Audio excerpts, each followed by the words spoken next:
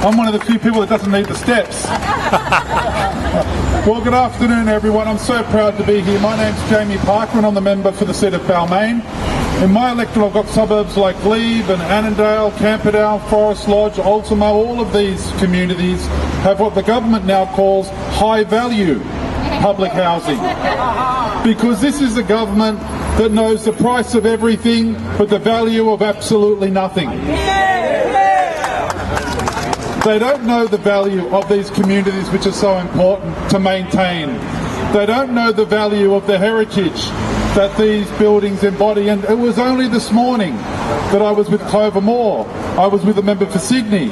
I was with the head of the Architects Institute, the head of the Planning Institute, and with the famous and sometimes infamous Jack Mundy announcing that again, out the front of the Sirius building, the trade union movement has imposed a green ban on the destruction of the Sirius building.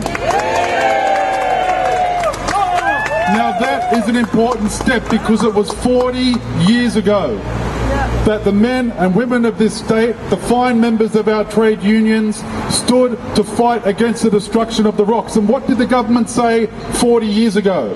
They said, oh, the buildings are old. They said, oh, that's not really heritage. They said, oh, we can move people somewhere else. So what we know about this mob is if you live long enough, the rhetoric comes back again in 40 years' time. Because what's actually happening here is not just about the push from the developers, not just about the money that the government sees that this property is worth, but it's about a failed public housing system in this state. And I want to spend a minute talking to you about that. It was back in 1996. The Howard federal government said, we are not putting any more money into public housing. And around the country, some state governments put money in, but at that time the state government said, we're going to deal with that lack of funding by selling houses, by cannibalising the stock. So they started selling. And they started selling and they started selling. And by the time the last Labor government in 2011 left office, they were selling up to 1,000 homes a year, and the maintenance backlog had blown out to over $300 million. And the Liberals are even worse than that. The Liberals are now saying, well, we're not selling as many houses as a former Labor government, but what they're doing is they're selling what they call high-value homes. That's why they're attacking Millers Point. That's why they want to attack Balmain and the heritage buildings in Glebe and Annandale and Leichhardt and Lilyfield, because the public housing system is broken. Every year, the Land and Housing Corporation is in deficit. It's in deficit hundreds of millions of dollars. And that gap, the lack of investment from the government, means they sell houses. They sell houses to fill that gap. And that is quite frankly unacceptable. It said the lack of investment in housing means that they're cannibalising the stock of our public housing system in an unsustainable way. Come and say to us, oh, we're selling Millers Point, but we're going to build a few houses out in Western Sydney. What they don't tell you is across the state, they're selling almost twice as many houses as they're building. And why? Because they don't want to invest in public housing.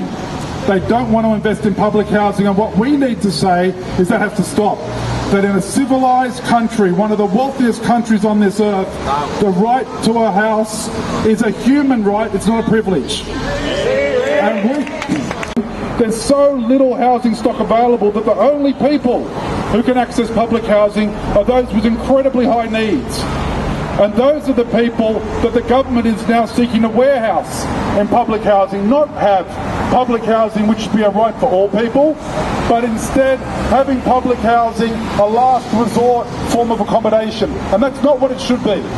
We have places like my electorate in Balmain, which is not just an enclave for the rich, but is a place where working class, where people can live, and also where people who are pensioners or retired, who may be ill, can live with dignity, close to their hospitals, close to their networks, and close to public transport. So I want to finish on this point, if I may.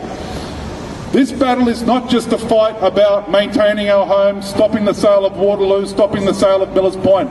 It's about the type of society we want to have. And it's about a society which cares for its elderly. It's about a society that looks after people that aren't well. It's about a society that looks after those people that leave prison and say they shouldn't be left behind and they need to be helped. It's about a